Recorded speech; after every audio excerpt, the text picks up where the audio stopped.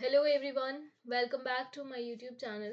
This side Anjali Bansal, and in this video lecture we are going to discuss Given's method, which is a method used to find eigenvalues and eigenvectors of a matrix. इससे पहले हमने eigenvalues और eigenvector निकालने के लिए दो method और पढ़े थे. एक जैकोबी मेथड था और एक पावर मेथड था. ये थर्ड मेथड है गिवेंस मेथड. मेथड का डिस्क्रिप्शन पढ़ लेते हैं. This method is applicable to find the eigenvalues and eigenvectors of a real symmetric matrix. कोई real symmetric matrix है, उसकी eigenvalues और eigenvectors हम इस मेथड से निकालते हैं. और we'll complete this method in two steps. हम दो steps में ये मेथड करेंगे. Step 1 है conversion of matrix A into tridiagonal form. जो भी हमें मैट्रिक्स A दिया हुआ होगा उसको हम ट्राइडायगोनल फॉर्म में पहले कन्वर्ट करेंगे. और हम यहाँ पे बेसिकली मैट्रिक्स 3 ऑर्डर का जो मैट्रिक्स है उसके लिए बात कर रहे हैं. ठीक है, 3x3 का जो मैट्रिक्स है. ट्राई डायगोनल मैट्रिक्स क्या होता है? ऐसा मैट्रिक्स, जैसे डायगोनल मैट्रिक्स वो होता है जिसमें डायगोनल पे एंट्रीज जो होती हैं सिर्फ वही नॉन जीरो हो और बाकी सारी एंट्री जीरो हो. ट्राई डायगोनल मैट्रिक्स होता है कि डायगोनल पे एंट्री नॉन जीरो रहे और डायगोनल से जो ऊपर वाली डायगोनल है मतलब सुपर डायगोनल और डायगोनल से जो नीचे वाली डायगोनल है सब डायगोनल, इन पे एंट्रीज नॉन जीरो हो और बाकी जितनी भी एंट्रीज बची हैं वो सब क्या हो? जीरो हो.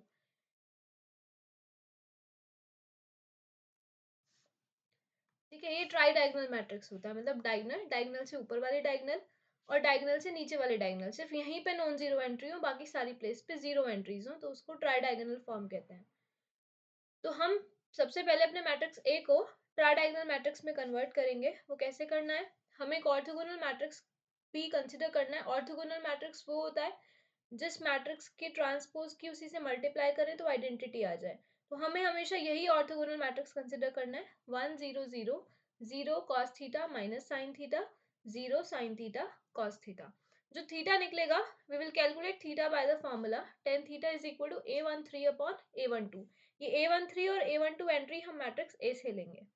ठीक है, a13 का मतलब है ये a11 एंट्री होती है, ये a12, ये a13.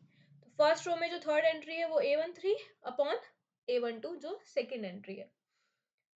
यहाँ से थीटा आ जाएगा, थीटा यहाँ पे रख देंगे तो p निकल जाएगा. And then we will find matrix a1 which is equal to p transpose AP. हमें p ट्रांसपोज AP करके तीनों की मल्टीप्लाई करके एक मैट्रिक्स a1 निकालना है. जो मैट्रिक्स a1 आएगा वही हमारे पास रिक्वायर्ड ट्राइडायगोनल मैट्रिक्स होगा. तो फर्स्ट स्टेप यहाँ पे खत्म हो जाता है. स्टेप 2 में हम आइगन वैल्यूज निकालेंगे मैट्रिक्स A की.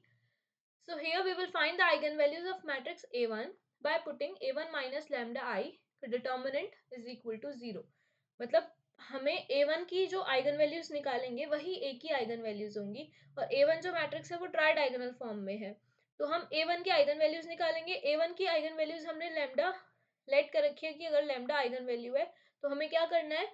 we will put determinant of a1 minus lambda I is equal to 0. a1 minus lambda I के determinant को 0 के इक्वल रख देंगे. ये लीनियर अलजेब्रा वाला तरीका है आइगन वैल्यूज निकालने का. और जो लैम्डा की वैल्यू आएंगी, क्योंकि 3x3 का मैट्रिक्स है तो 3 लैम्डा की वैल्यू आएंगी. लैम्डा 1, लैम्डा 2 और लैम्डा 3 उनको नोटेशन दे देंगे. The values of lambda obtain are the required eigen values of matrix A. यही ए मैट्रिक्स की आइगन वैल्यूज होंगी. उसके बाद हमें आइगन वेक्टर्स भी निकालने हैं. तो आइगन वेक्टर्स हम a1 के आइगन वेक्टर्स पहले निकालेंगे फिर a के निकालेंगे. First we will find the eigen vectors of matrix a1. अब a1 के आइगन वेक्टर्स वैसे ही निकालेंगे जैसे लीनियर अलजेब्रा में हम आइगन वेक्टर्स निकालते थे. तीन इसमें आइगन वैल्यूज है लैम्डा 1, लैम्डा 2 एंड लैम्डा 3. तो तीनों के कॉरस्पॉन्डिंग अलग अलग आइगन वेक्टर होगा. लैम्डा 1 के कॉरस्पॉन्डिंग x1 कह सकते हैं, लैम्डा 2 के कॉरस्पॉन्डिंग x2 कह सकते हैं और लैम्डा 3 के कॉरस्पॉन्डिंग x3 कह सकते हैं. So if x1 be the eigenvector of matrix A1 corresponding to lambda 1, अगर lambda 1 के corresponding x1 eigenvector है तो हम lambda 1 के x1 कैसे निकालेंगे? A1 minus lambda 1 I into x1 is equal to 0. इस मैट्रिक्स को 0 के इक्वल पुट करके हम पहले x1 निकालेंगे. जो ये x1 होगा वो A1 का आइगन वेक्टर होगा corresponding to eigen value lambda 1. अब हमें लैम्डा 1 के ही कॉरस्पॉन्डिंग ए का आइगन वेक्टर निकालना है. तो ए का आइगन वेक्टर निकालने के लिए हम क्या करेंगे? ये जो x1 आइगन वेक्टर आएगा इसकी मल्टीप्लाई मैट्रिक्स P से कर देंगे जो हमने ऑर्थोगोनल मैट्रिक्स कंसिडर करा था. Then y1 is equal to px1 will be the eigenvector of matrix A corresponding to eigenvalue lambda 1. ऐसे अगर हमें बाकी दोनों आइगन वैल्यू के कॉरस्पॉन्डिंग भी आइगन वेक्टर निकालना है तो लैम्डा 2 के कॉरस्पॉन्डिंग x2 निकालेंगे और y2 क्या हो जाएगा p इंटू x2. ऐसे ही लैम्डा 3 के कॉरस्पॉन्डिंग x3 निकालेंगे और y3 क्या हो जाएगा p into x3. In the same way we can find other eigenvectors of matrix A. A matrix के हम बाकी आइगन वेक्टर्स इसी तरह से निकाल सकते हैं. ये मेथड हो गया. अब हम एक क्वेश्चन करते हैं, क्वेश्चन से और अच्छे से क्लियर हो जाएगा. क्वेश्चन दिया है transform the matrix A into tridiagonal form by Givens method. Givens method से हमें इस मैट्रिक्स A को ट्राइडायगोनल फॉर्म में कन्वर्ट करना है. And then find the eigenvector corresponding to the largest eigenvalue from the eigenvectors of the tridiagonal matrix. और हमें eigenvector निकालना है सिर्फ largest eigenvalue के corresponding और tridiagonal matrix जो हम बनाएंगे उसकी हेल्प से निकालना है. हमें मैट्रिक्स A दिया हुआ है तो सबसे पहले मैट्रिक्स A को ट्राइडायगोनल फॉर्म में कन्वर्ट करेंगे. ट्राइडायगोनल फॉर्म में कन्वर्ट करने के लिए हमें सबसे पहले ऑर्थोगोनल मैट्रिक्स कंसिडर करना है और ये जो ऑर्थोगोनल मैट्रिक्स है ये क्या है 1 0 0 0 cos theta minus sine theta 0 sine theta cos theta. ये हमारे पास ऑर्थोगोनल मैट्रिक्स है जहां पे जो tan थीटा है वो किसके इक्वल है a13 अपॉन a12. अब मैट्रिक्स A से देखो a13 है 2 और a12 भी क्या है 2 तो tan थीटा क्या हो जाएगा tan theta is equal to 2/2 that means 1 और थीटा हो जाएगा tan theta is equal to 1. tan पे वैल्यू किस पे होती है π/4 पे. ठीक है यहाँ से थीटा की वैल्यू आ जाएगी π/4. थीटा हमारे पास π/4 आ गया. यहाँ पे थीटा की जगह π/4 रख देंगे तो जो मैट्रिक्स P होगा वो क्या हो जाएगा 1 0 0 0 cos π/4 मतलब cos 45 डिग्री और वो होता है 1/√2. उसके बाद माइनस साइन π/4 ये भी 1/√2 होता है तो माइनस 1/√2 0 फिर से साइन π/4 1/√2 और cos π/4 वापस से 1/√2. ये हमारे पास मैट्रिक्स P आ गया. नाउ मैट्रिक्स A1 जो A1 मैट्रिक्स है वो किसके इक्वल है P ट्रांसपोज A P के. तो P का ट्रांसपोज लिख देंगे. जो इसमें फर्स्ट रो थी 1 0 0 वो फर्स्ट कॉलम बन जाएगा तो ये हो जाएगा 1 0 0 0 1/√2 माइनस 1/√2 0 1/√2 1/√2. ये P ट्रांसपोज हो गया. मैट्रिक्स A हमें पता ही है क्या है 1 2 2 2 1 2 2 2 1 और नेक्स्ट हमें मैट्रिक्स P लिखना है तो ये है 1 0 0 0 1/√2 माइनस 1/√2 0 1/√2 1/√2. तीनों मैट्रिक्स की मल्टीप्लाई करेंगे. पहले किसी भी दो मैट्रिक्स की मल्टीप्लाई कर देंगे फिर उसमें थर्ड की मल्टीप्लाई करेंगे तो जो हमारे पास रिजल्टिंग मैट्रिक्स आएगा वो आएगा 1 2√2 0 2√2 3 0 0 0 माइनस 1. देखो ये मैट्रिक्स ट्राइडायगोनल फॉर्म में है. ट्राइडायगोनल मैट्रिक्स क्या होता है इस पे डायगोनल डायगोनल से ऊपर वाली डायगोनल और डायगोनल से नीचे वाली डायगोनल को छोड़ के सब जीरो होना चाहिए. तो इन तीनों को छोड़ के ऊपर यहाँ पे भी जीरो बन रहा है यहाँ पे भी जीरो बन रहा है. Therefore A1 is the required tridiagonal matrix. हमारा फर्स्ट स्टेप खत्म हो गया. हमने इसको ट्राइडायगोनल फॉर्म में कन्वर्ट कर दिया. अब हमें क्या निकालनी है आइगन वैल्यूज निकालनी है पहले. तो पहले आइगन वैल्यूज निकालेंगे मैट्रिक्स A की और जो A1 की आइगन वैल्यूज होंगी वही A की आइगन वैल्यूज होंगी. तो हम A1 की आइगन वैल्यूज निकालेंगे. कैसे निकालते हैं eigen values A1 minus lambda I इस मैट्रिक्स के डिटर्मिनेंट को 0 के इक्वल रखना है. तो A1 हमारे पास ये मैट्रिक्स है 1 2√2 0 2√2 3 0 0 0 माइनस 1. इसमें से हमें माइनस करना है lambda I identity matrix 3/3 order का.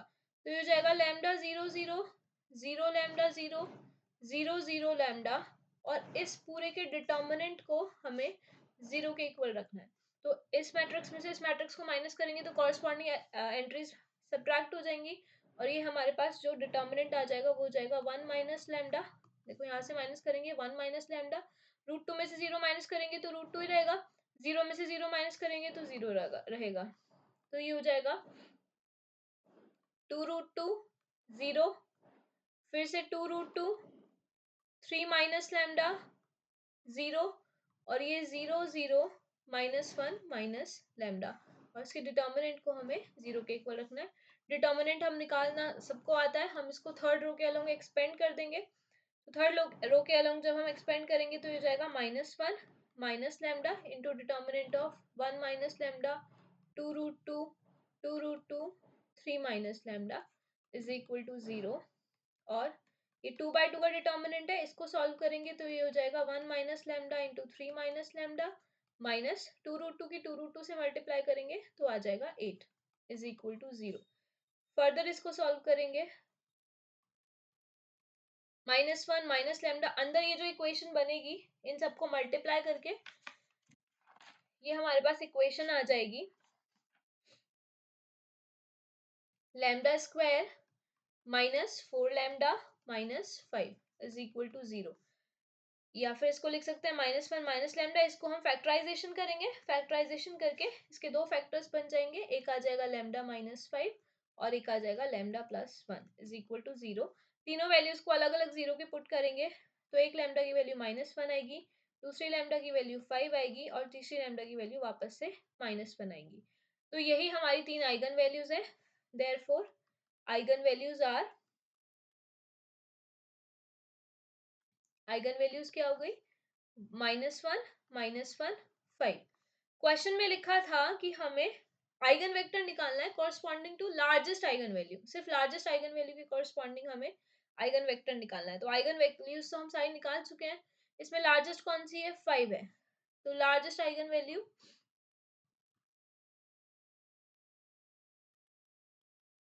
इज इक्वल टू 5, इसके कॉरस्पॉन्डिंग आइगन वेक्टर निकालेंगे। तो पहले आइगन वेक्टर निकालेंगे a1 का, और a1 के आइगन वेक्टर से फिर आइगन वेक्टर निकलेगा a का।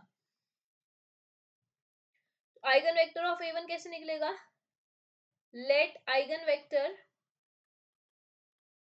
of matrix A1 corresponding to lambda is equal to 5 B, ये कैसे निकलेगा, B x1 where A1 minus 5I x1 is equal to 0। इस मैट्रिक्स को हमें 0 के इक्वल रखना है। A1 माइनस 5I क्या होगा, मैट्रिक्स A1 हमारे पास ये मैट्रिक्स था, इसमें से हमें 5I माइनस करना है, मतलब डायगोनल में से हमें 5 माइनस करना है। तो A1 माइनस 5I आ जाएगा।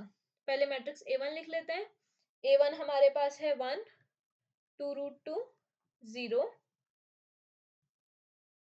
2√2 3 0 0 0 -1, इसमें से हमें माइनस करना है 5I, 5 इंटू आइडेंटिटी मैट्रिक्स। तो आइडेंटिटी मैट्रिक्स 0 1 0 0 0 1 0 0 0 1 होता है, तो डायगोनल पे 5 की मल्टीप्लाई हो जाएगी, बाकी जगह पे 0 ही रहेगा। 0 5 0 0 0 5, ये तो हो गया हमारे पास A1 माइनस 5I। और ये जो x1 है, क्योंकि 3/3 का मैट्रिक्स है तो हम इसको 3/1 का एक कॉलम वेक्टर कंसिडर कर लेंगे, x1 x2 x3, और राइट साइड पे भी 3/1 का नल मैट्रिक्स लिख लेंगे। इन दोनों को जब माइनस करेंगे तो डायगोनल कॉरस्पॉन्डिंग एंट्रीज माइनस होती है, 1 -5 ये हो जाएगा -4, 2√2 -0 ये 2√2 ही रहेगा, 0 -0 0 रहेगा, 2√2 -0 वापस से 2√2 रहेगा, 3 -5 -2 0 -0 0, फिर से 0 0 और -1 -5 -6 हो जाएगा। यहाँ पे है x1 x2 x3 और राइट साइड पे क्या है 0 0 0। अब देखो यहाँ पे तीन इक्वेशंस बनेंगी जब हम इक्वेट करेंगे। फर्स्ट रो की फर्स्ट कॉलम से मल्टीप्लाई करेंगे तो पहली एंट्री आएगी, और जब पहली एंट्री की हम मल्टीप्लाई आपस में करके लिखेंगे तो राइट साइड पे 0 है, तो ये हो जाएगा -4x1 plus 2√2x2 plus 0x3 is equal to 0। First equation क्या आई, -4x1 plus 2√2x2 is equal to 0। जो सेकेंड इक्वेशन आएगी वो आएगी 2√2x1 -2x2 is equal to 0। 2√2 x1 -2 x2 is equal to 0। और थर्ड इक्वेशन आएगी 0 × x1 plus 0 × x2 -6 × x3 is equal to 0। That means -6 x3 is equal to 0। तो यहाँ से x3 की वैल्यू क्या आ जाएगी, 0 आ जाएगी। ये आइगन वेक्टर निकालने का मेथड है। आइगन वेक्टर ये हम ऐसे ही निकाल रहे हैं जैसे हम लीनियर अलजेब्रा में निकालते थे, पहले भी हम निकाल चुके हैं, तो ये कोई टफ काम नहीं है। x3 यहाँ से 0 आ गया। अब इन दोनों इक्वेशन में x3 है नहीं, और ये दोनों इक्वेशन बिल्कुल सेम है।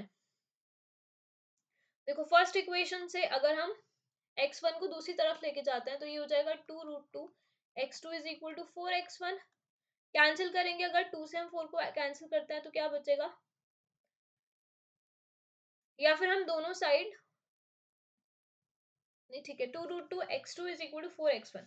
और यहाँ से इक्वेशन आएगी, अगर हम x1 को दूसरी तरफ लेके जाते हैं तो ये बचेगा -2 x2 is equal to -2√2 x1। अगर हम इस वाली इक्वेशन में √2 से मल्टीप्लाई कर दें -√2 से, तो ये वाली इक्वेशन वापस से क्या हो जाएगी, 2√2 x2 is equal to 4x1। तो देखो फर्स्ट और सेकेंड इक्वेशन बिल्कुल सेम है, तो हमें क्या करना होता है, यहाँ पे अपनी तरफ से कोई एक वैल्यू रखनी होती है। तो अगर हम x2 को √2 पुट कर लेते हैं, put x2 is equal to √2, तो ये टोटल वैल्यू 4 हो जाएगी। 4 इज इक्वल टू 4x1, और यहाँ से फिर x1 क्या आ जाएगा, 1 आ जाएगा। जब भी हम आइगन वेक्टर निकालते हैं तो हम कोई भी एक वैल्यू अपनी तरफ से रख लेते हैं। कभी कभी तीनों इक्वेशन, अगर एक ही इक्वेशन हमारे पास बनती है तो हम अपनी तरफ से दो वैल्यूज भी रख लेते हैं। तो जो हमारे पास आइगन वेक्टर x था वो x1 x2 x3 था। ये हमारे पास क्या आ गया, x1 हमारे पास 1 आया है, x2 √2 आया और x3 0 आया है। 1 √2 0 is the eigen vector corresponding to eigen value lambda is equal to 5। इसको हमने x1 लिया था। नाउ हमें आइगन वेक्टर निकालना था A का, मैट्रिक्स A का। तो eigen vectors of matrix A क्या होगा, eigen vector of matrix A is y1, जहां पे y1 कैसे निकलेगा, p इंटू x1। और ये p क्या है, ऑर्थोगोनल मैट्रिक्स है। ऑर्थोगोनल मैट्रिक्स हमने स्टार्टिंग में निकाला था 1 0 0 0 1/√2 -1/√2 0 1/√2 1/√2। x1 की इससे मल्टीप्लाई कर देंगे, x1 हमारे पास क्या है 1 √2 0। और जब हम दोनों की मल्टीप्लाई करेंगे तो हमारे पास मैट्रिक्स आएगा 1 1 1। This is the required eigen vector of matrix A corresponding to lambda is equal to 5। और हमें हाईएस्ट जो आइगन वैल्यू है लैम्डा इज इक्वल टू 5, सिर्फ उसी के कॉरेस्पॉन्डिंग आइगन वेक्टर बताना था, बाकी दोनों नहीं बताने।